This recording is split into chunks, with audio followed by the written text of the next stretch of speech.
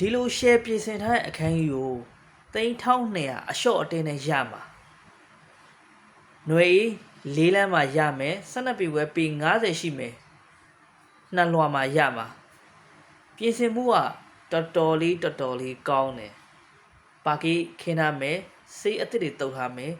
မီးလိုင်းအသစ်ဆွဲထားမယ်မီးဖို့ကြောင့်ကြွေပြားခင်းထားမယ်မီးဖို့အုတ်ခုံကြွေပြားကတ်ထားမယ်အိမ်သားရေချိုးခန်းကြွေပြားပါမယ်ဝရဏတံပန်းပါမယ်နောက်ဖွေးနောက်တံပန်းဆန်းရှိတ်ပါသေးတယ် BCC မီတာကြပြီးသားတိုက်ကိုပိုင်မီတာကိုပိုင်ရေးဆက်ရမယ်မြေရှင်ရှိပြီးတော့စာရွက်စာတမ်းအပြည့်စုံရမယ်အရှုပ်ရှင်ကင်းတယ်ဈေးက3200ကိုအလျှော်တင်ပရှိမယ်စိတ်ဝင်စားရဆိုရင်099890 5829ကိုဆက်သွယ်မြင်မြတ်လို့ရတယ်ကျွန်တော်တို့ကိုထမ်းမြတ်ပါခံရောင်းဝယ်အငှားတွေကို review အမြဲတင်ပေးလို့ရှိရဲအကျိုးဆောင်တစ်ယောက်ဖြစ်တယ်